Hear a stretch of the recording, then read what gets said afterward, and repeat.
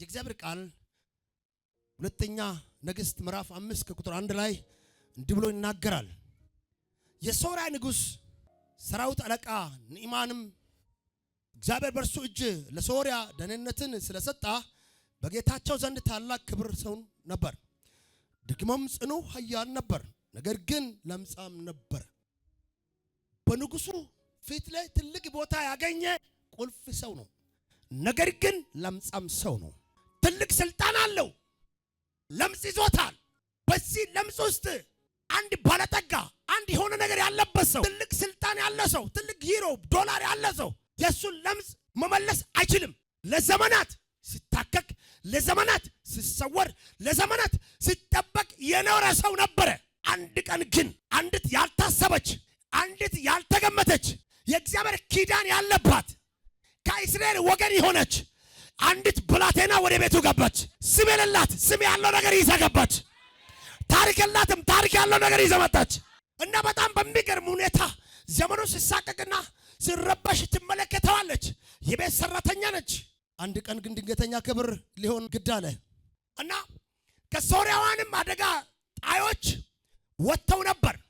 ከእስራኤልም ምድር ታናሽ ብላቴና ሴት ማርከው ነበር። የንዕማንንም ምስት ታገለግል ነበር። ያቺ ታናሽ ልጅ ስሟ አልተገለጸም፣ ታሪክ የላትም፣ ምንም ነገር የላትም። የጓዳ ሰው ነች፣ የጓዳ ሰራተኛ ነች። የተጠበቀች አይደለችም፣ የታሰበች አይደለችም እቺ ብላቴና። ነገር ግን ለዘመናት በዚህ ሰው ላይ አንበር ሆኖ የተቀመጠውን ነገር፣ በሽታ ሆኖ የተቀመጠውን ነገር ለካ እግዚአብሔር በሷ ታሪክን ሊቀይር ፈለገ። እግዚአብሔር ሰበብ ፈልጎ ያችን ብላቴና እንድትማረክ አደረገ። ዛሬ ቅባቱ ይማርካቸዋል። ከዚህ የተነሳ ታሪካቸው ይቀየራል። እግዚአብሔር ስራ ሲሰራ ሰዎች በሚገምቱበት መንገድ አይደለም፣ በሚገምቱበት ቦታም አይደለም። ባልታሰበ ሰዓት፣ ባልተገመተ ጊዜ፣ በሞተ ጉዳይ፣ ባበቃ ጉዳይ፣ እንደ አልዓዛር 4 ቀን ቆይቶ በሸተተ ጉዳይ ላይ እሱ ይመጣል። እና እቺ ሴት፣ እቺ ብላቴና ከሶርያ ንጉሥ ሰራዊት አለቃ ንዕማን ታላቅ ክብር ሰው ነበር፣ ደግሞም ጽኑ ኃያል ነበር፣ ነገር ግን ለምጻም ነበር ብሎ ቃሉ ይናገራል። ኢየሱስ ጌታ። በደንብ አስተውሉ። ሰው በውጫዊ ስኬት ቢበለጽግም ውስጣዊ ችግር ሊኖረው ይችላል። ይህ ሰው በውጫዊ ፓርቱ ሲታይ ታላቅ ባለጠጋ ነው፣ ትልቅ ነገር ያለው ሰው ነው፣ ትልቅ ስፍራ የሚሰጠው ሰው ነው። ግን በለምጹ ምክንያት ተደብቆና ተሰውሮ ራሱን አግሎ የሚኖር ሰው ነው። አንድ ቀን ግን ድንገተኛ ያቺ ብላቴና ተከሰተች። ያልታሰበች፣ ያልተገመተች፣ ስም የሌላት፣ ታሪክ የሌላት ግን ታሪክ ያለው ነገር ይዛ መጣች። የምትፈልገውን ትለብሳለህ፣ የምትመኘውን እግዚአብሔር ይሰጥሃል። ኢየሱስ ጌታ። ንዕማን የጦር አለቃ ነበር፣ የተከበረና ኃያል ሰው ነበር፣ ነገር ግን ለምጻም ነበር። እግዚአብሔር በሁሉ አሕዛብ ላይ እንዲገዛ ስልጣን ሰጥቶታል፣ ደግሞም ይገዛል። መጽሐፍ ድልን ለሶርያ የሰጠው እግዚአብሔር መሆኑን ያሳያል። እርሱ የዓለም ሁሉ ጌታ ነው። እግዚአብሔር ድልን ለሶርያ እንደሰጠ መጽሐፍ ይናገራል። ኢየሱስ ጌታ። ሀብት፣ ስልጣንና ዝና ሁሉንም ችግር ሊፈቱ እንደማይችሉ ከዚህ መጽሐፍ ላይ ተረድተናል። ሀብት፣ ንብረት፣ ዝና ለምጽ ሊፈውስ አልቻለም። አንድ ቀን ግን ድንገተኛ ነገር ያዘች ታናሽ ብላቴና፣ አንዳች ታሪክ፣ አንዳች ስም የሌላት ያችት ብላቴና እግዚአብሔር አምላክ አመጣት። እውነተኛ ፈውስ ከእግዚአብሔር ብቻ ነው የሚመጣው። እውነተኛ ፈውስ፣ እውነተኛ ብልጽግና ከእግዚአብሔር ዘንድ ነው። እውነተኛ ፈውስ ሊሆን ሲፈልግ የውሸትማ ብዙ መድኃኒት ያበሻ የምናምን ሰውዬ ያልሞከረ ነገር የለም። እዚህ ግን ባይጻፍም ነገር ግን ለምጹ ሊድን አልቻለም። አንድ ቀን ግን ጓዳ ላይ ስታገለግል የነበረችው ያቺ ብላቴና ከቤት ወጣ ብድግ ትልና ትናገራለች ለባልቴቷ። እንዲህ እኮ ጌታ እንደዚህ ቢሆን አለችው። እንዲህ ወደዛ ወደ እስራኤል ሀገር ወደዛ ቢሄድ አለችው። ስለዚህ ከለምጹ ይፈወስ ነበረ። አንድ ሰው እዛ ሀገር አለ አለችው። ያቺ ሴት እዚህ ቤት አለች። እውነተኛ ፈውስ ከማን ይመጣል? ከእግዚአብሔር። ሰዎች በውጫዊ የተሳካላቸው ቢመስሉም የማይታይ ሸክም ሊኖራቸው ይችላል። ሰዎች በውጫዊ ፓርት ምንም ነገር ሐዘን፣ ጥያቄ፣ ችግር፣ ቸነፈር፣ ማንኛውም ነገር የሌላቸው ይመስላሉ። ነገር ግን ውስጣዊ ችግር ሊኖራቸው ይችላል። ይሄ ውስጣዊ ችግር ደግሞ መፍታት የምችለው ዳኛ አይደለም፣ ጠበቃ አይደለም፣ ብር ያለው አይደለም፣ ወርቅ ያለው አይደለም፣ አጎት አክስት አይደለም።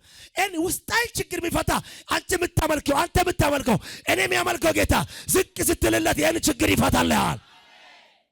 ይቺ ታናሽ የእስራኤል ልጅ በጦርነት ተማርካ ወደ ጠላት አገር ተወሰደች።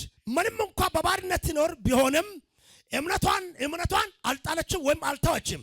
በንዕማን ቤት መገኘቷ በኋላ እግዚአብሔር ንዕማንን ወደ ፈውስ ለመምራት ይችን ታናሽ እጅ ወይም ታናሽ ልጅ ተጠቀመባት። ታሪኩ የሚገልጠው የሶርያን ማነሶራ ዘርፍ ጥቃቶች በዛ ዘመን የተለመዱ እንደነበሩ እና ሕፃናትን ማርኮ እንደሚወስዱ ነው በዛን ዘመን የነበረው። በዛ ምክንያት ነው እቺ ብላቴናም ተማርካ ወደዛ ይገባችው። በዛ ዘመን ተማርካ ገባች። እግዚአብሔር ታናሽ ሰውንም ለታላቅ ስራ ይጠቀማል። እግዚአብሔር ታናሽ ሰውን ለታላቅ ዓላማ ለታላቅ ስፍራ ይጠቀማል። ዳዊትን እንደተጠቀመ አረ አንድ ሰሜን በል በኢየሱስም ዛሬ እኔን እየተጠቀመኝ ነው። ያልታሰብሽው አንቺን ይጠቀምሻል። እቺ ያልታሰበች ብላቴናን እግዚአብሔር ተጠቀማት። አረ ስም ያለው ፈውስ ወደ ቤታቸው ይግባ። ወደ ኒማን ቤት የገባው ስም ያለው ፈውስ ነው። አገር አቀፍ ፈውስ ነው። ህዝብን ይዝጎ የሚያሰኝ ፈውስ ነው የገባው። የሚያስገርም በጣም ትምህርት የሚሰጥ ታላቅ ነገር። ኢየሱስ ጌታ ነው። በዛች በታናሽ ብላቴና እግዚአብሔር ድንቅና ታምራትን መስራት ጀመረ። ኢየሱስ ጌታ ነው። ስሟ ያልተጠቀሰች ታናሽ ልጅ ለኒማን ፈውስ መንገድ ሆነች። ስሟ ያልተጠቀሰች ትንሽ ብላቴና ኒማን ምን ሆነች? የፈውስ መንገድ ሆነች። ለኒማን ለፈውስ ምክንያት የሆነችው ያቺ ታናሽ ብላቴና ነች። ዛሬ ለአንተ ለትዳሬ፣ ለቤቴ፣ ለኢኮኖሚ፣ ለጤና፣ ለአገልግሎት እግዚአብሔር ምክንያት አድርጎ ልኮኛል። እኔ ተነብያለሁ። በህይወታችሁ አዲስ ብርሃን ይበራል። የጎደለባችሁን ነገር እግዚአብሔር በሙላት ይቀይረዋል። እንደገና በታምራት መውጣትና መግባት ይሆንላቸዋል። ያንን ዮሴፍን እግዚአብሔር እንዴት እንደተጠቀመ እንዳያችሁት በመጨረሻው ዘመን ድርቅና ራብ በገባበት ሰው በሞትና በቸነፈር በጣም ብዙ ጥያቄ ውስጥ በነበረበት ወቅት ግና በብላቴንነቱ እግዚአብሔር ህልምን አሳየ፣ ራእይን አሳየ። ለማን? ዮሴፍ ህልመኛ ነው። ህልሙን ሊገሉት አልቻሉም። ህልሙን ሊያጠፉት አልቻሉም። ህልምን አርግዟል። የገዛ ወንድሞቹ ቢቀብሩትም ምን ብሉትም ቢገርፉትም እንደ ዕቃ ቢሸጡትም እግዚአብሔር በሱ ውስጥ ያስቀመጠውን ያንን ራእይ አልጣለም። ንጉሥ በማይሆንበት ነገር አገሩ ባይሆንበት ነገር እግዚአብሔር ንጉሥ አድርጎ ሾሞታል። እግዚአብሔር እድሜን ደረጃን ወይም ኃይልን አይመለከትም። የሰው ኃይል፣ የሰው ጡንቻ፣ የሰው ጎሳና ዘር አይመለከትም። እግዚአብሔር ለራሱ ታማኝ የሆነ ሰው ማንም ቢሆን ለብዙዎቹ በረከት የሚሆን መሳሪያ ሊሆን ይችላል። ልክ እንደ ሕዝቅኤልን እንደዚህ ያለው እግዚአብሔር እነዚህ የደረቁ በኤዶምያስ ምድረ በዳ ላይ ደርቆ የተቀመጡ እነዚህ የደረቁ አጥንቶች በሕይወት መኖር ይችላሉ ስል ምንም አልተናገረም። አባት ሆይ አንተ ታውቃለህ አለው። ለእግዚአብሔር እውቅና ሲሰጥ እግዚአብሔር እንደዚህ ያደረገው በእነዚህ በሞቱና በደረቁ አጥንቶች ላይ ከአፍ ቃል ተናገር። ዛሬ ቃል እናገራለሁ። ያንቺ ነገር ይነሳል። ያንተ ጉዳይ ይነሳል። እስቲ አንድ ሰሜን በል በኢየሱስም። ያሰቡትን ጨበጡ አለ። ያሰብኩትን ያስኩት። እስቲ ያሰብኩት ገብቷል በለው። ሆኖልኛል በልሴ። የስኬት ቁልፍሽ ኢየሱስ ነው። የስኬት መንገዳችሁ ኢየሱስ ነው። የስኬት መስመራችሁ ኢየሱስ ነው። ይህን በር ልዘጋ የሚችል አንዳች አይደለም። ኃይላችሁ ይታደሳል። አይናችሁ ይበራል። እንደ ሌላ ሰው ትሆናላችሁ። የእግራችሁን ጫማ አምላኬ ሲቀይር አይቻለሁ። እንደገና ባለ እግዚአብሔር ያስነሳቸዋል። እግዚአብሔር እድሜን ደረጃ ወይም ኃይልን አይመለከትም። ለእርሱ ታማኝ የሆነ ሰው ማንም ቢሆን ለብዙዎች በረከት የሚሆን መሳሪያ ሊያደርግ ወይም ይችላል።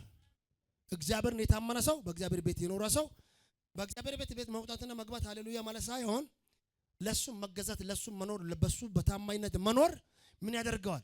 ገዢ ስልጣን ይሰጣል። ወደ ኒማን ቤት የገባችው ያቺ ብላቴና ኪዳን ያለት ልጅ ተማርካ የገባችው ያቺ ጩጬ ልጅ ምንም የማታውቅ ልጅ የኒማንን ለምጽ እንደተመለከተች ዛሬ ያንተን ጓዳ እግዚአብሔር አየ። ያቺ ብላቴና ማንን አየች? የኒማንን ለምጽ አየች። ከዛ ተናገረች። ስለማ መሰከረች? ስለ ነብዩ ኤልሳዕ መሰከረች። ከዛስ ይህ ሰውዬ ከና ምናምን ተጭኖ ወደዛ አገር ገባ። ይህ ሰውዬ ወደ ንጉሱ ከገባ በኋላ ወደ ነብዩ ጋር ሄደ። ነብዩ ምንም አላለም። ሄድና በዚህ በዮርዳኖስ ወንዝ ነው 7 ጊዜ ጣልቀ ውጣ አለው። ያ ምስጢር የገባው ኒማን እንዲማለ እንዳለና ሄደ ገባ። 7 ጥልቅ ገብቶ ሲወጣ ጌታ ምስክር ገላው እንደ ሕፃን ልጅ ሆኖ እንደዚህ አይነት አምላክ በዚህ ዓለም ላይ በዚህ ምድር ላይ አይቼ አላቅም። ያንተ አምላክ የተለየ አምላክ ነው። አረ አንዱ ሰሜን በል በኢየሱስም። እስቲ አንድ ሰው የኔ አምላክ በልሲ በኔ ላይ በልሲ የተለየ ነው በልሲ። አየ ነብዩ የተናገረው ቃል ነው።